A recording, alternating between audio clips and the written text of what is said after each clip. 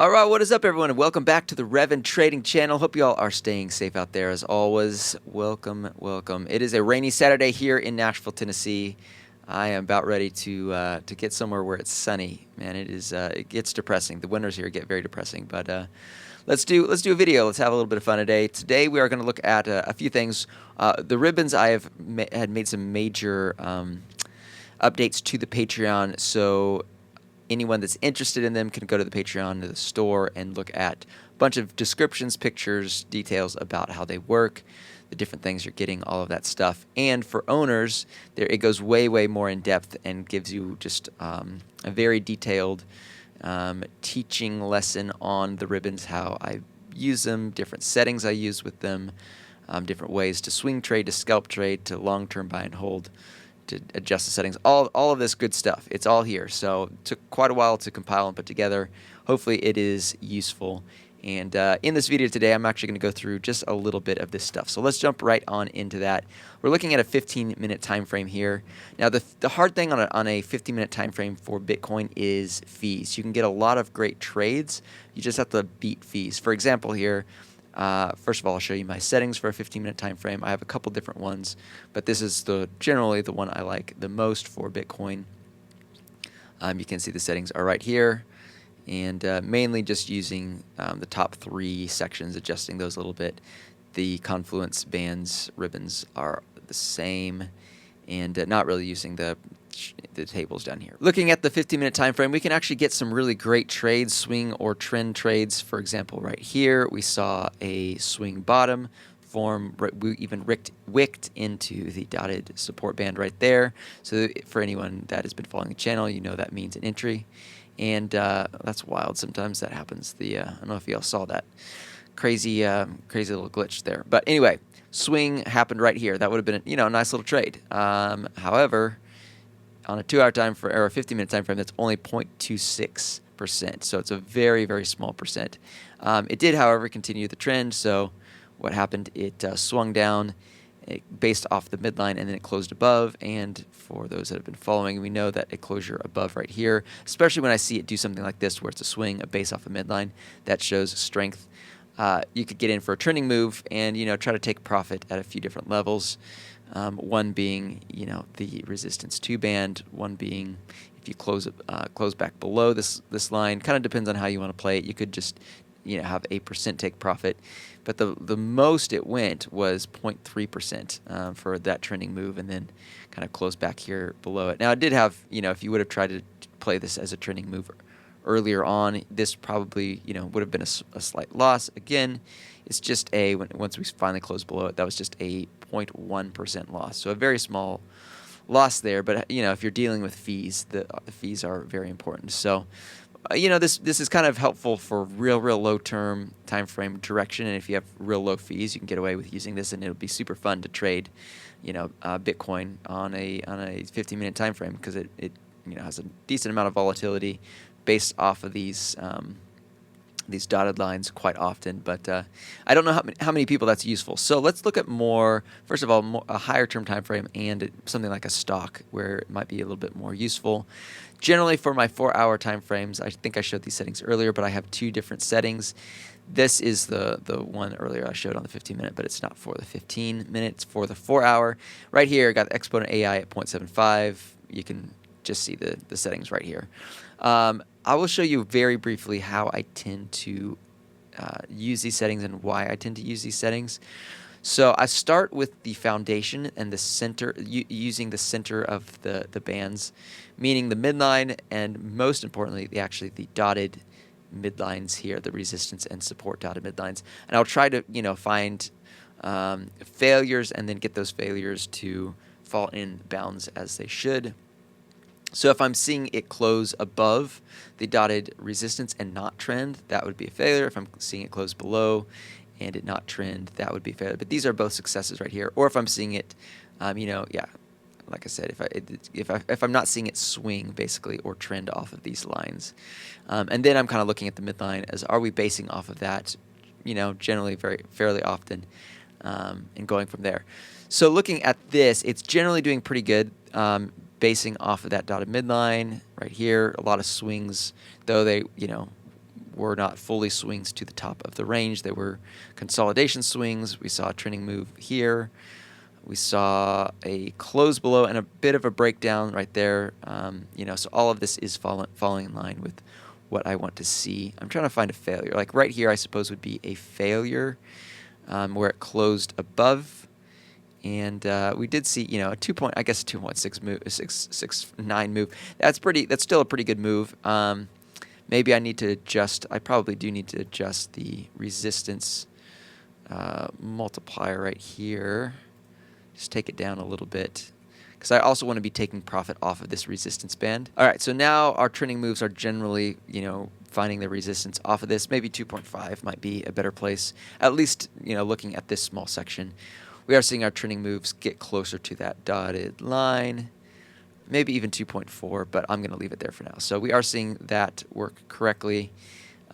Support looks actually about right. It might be a little bit far, so I'll put support at 2.8 for now, and I'm just gonna start from there. So now we're seeing the base, like the wicks and all that stuff, kind of come off of that band. So this is just general ideas of how I'm making quick adjustments, and I am looking for I'm trying to find some failures here to see if I need to adjust this more.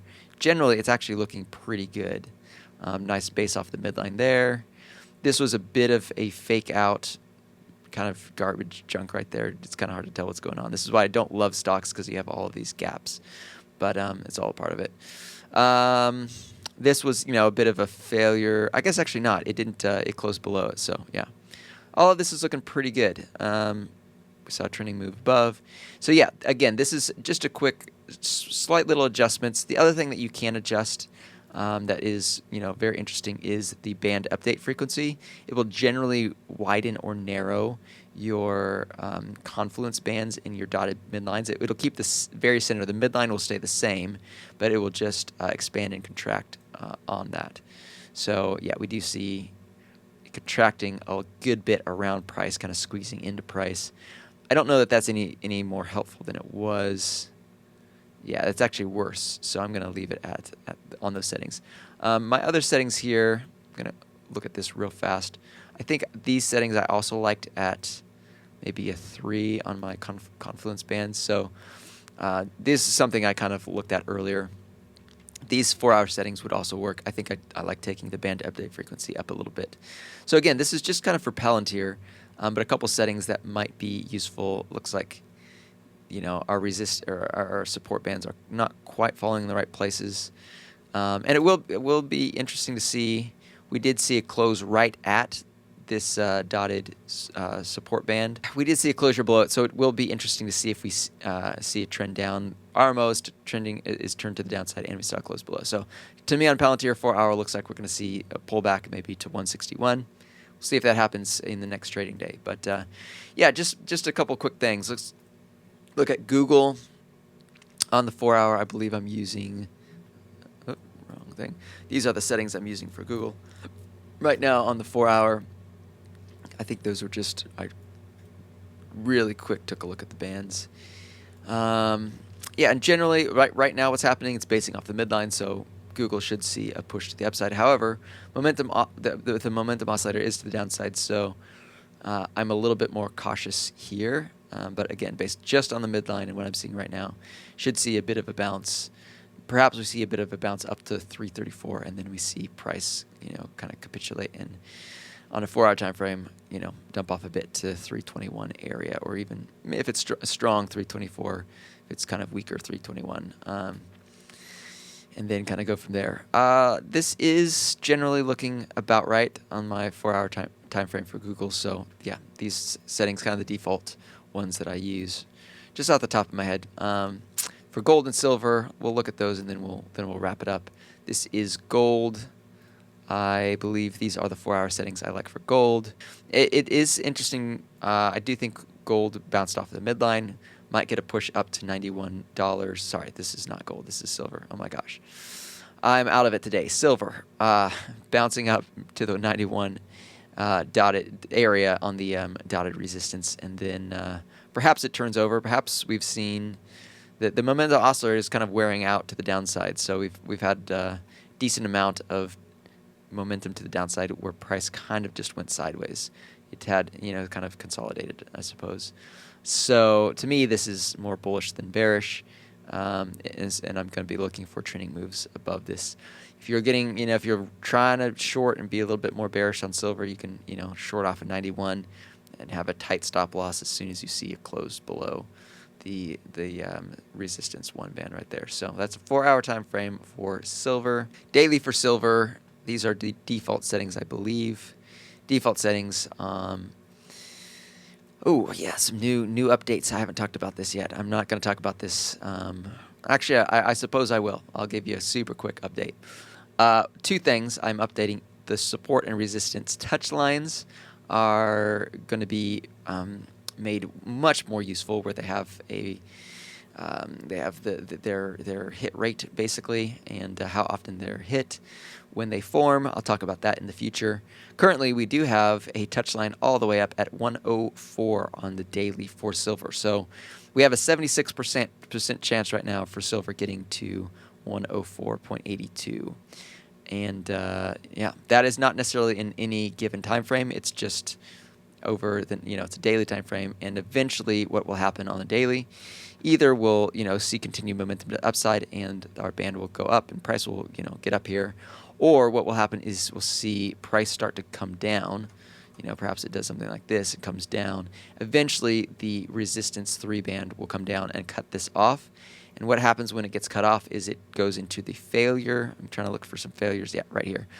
So we did have, way back in May of 24, we had a targeted area up at $33. However, it consolidated, went sideways, and the band eventually got cut off. Now, eventually, it did finally get to that area. So this was ultimately a success. However, it's counted as a failure because the line was cut off and invalidated before we actually saw price move on the band. So, there probably are plenty of times where it eventually was a success, and it, but the thing was it did have a good bit more downside price action we saw. And so I don't want to count this as a success, which is why it's counted as a failure. It went down 15% before it, finally bounced up. So again, on most assets, if they're bullish, they'll eventually, hit things to the targets to the upsides. But we have to have a realistic way of invalidating. So these targets are valid as long as price continues to have strength to the upside.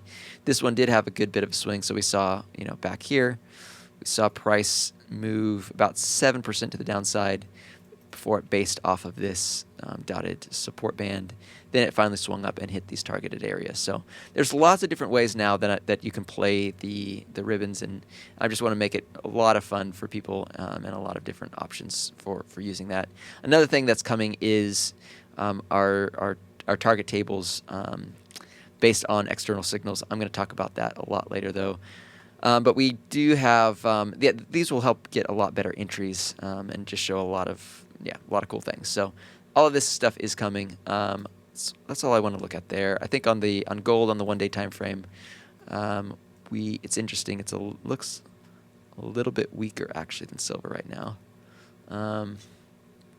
I shouldn't say that. It looks like it's more in a swing to the downside, not necessarily weaker, but might see a little bit more downside before we see upside on gold. Our momentum oscillator is slightly turned to the upside, but not convincingly.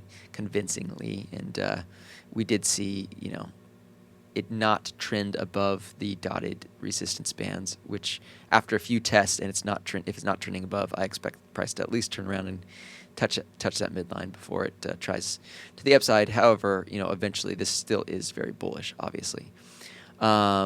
And our support and resistance lines kind of have, stats on them as well. However, we don't have a new target on it for our support touch or our resistance touch line. So, all right, all that to say, I think I'm going to wrap the video up here. I kind of went down some bunny trails today, but hopefully this video was interesting and helpful for anyone that's interested in these assets, and especially for users of the ribbons.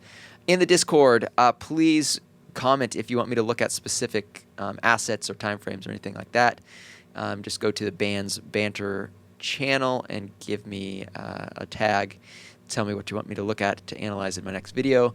I want to get to a place where we do some live streams and some fun stuff. So now that the ribbons are done, and yeah, we can get into some cool, fun price action analysis. All right, last things before I wrap up the video. I was gonna do this fun video with Chardy and his Discord today, but it did not end up working out. So we're gonna push that back for probably a couple days. I will let you all know when that video is coming up. But if you have not checked out Chardy's Discord, there is a link in the band's banter channel. He's awesome. They're building some really cool stuff over there, and more focused on stock. So if you're interested in stock trading, he's got some great stuff going on. All right, all of that to say, I think this is where the video will end today. Hope you all had a great one. See you guys in the next video.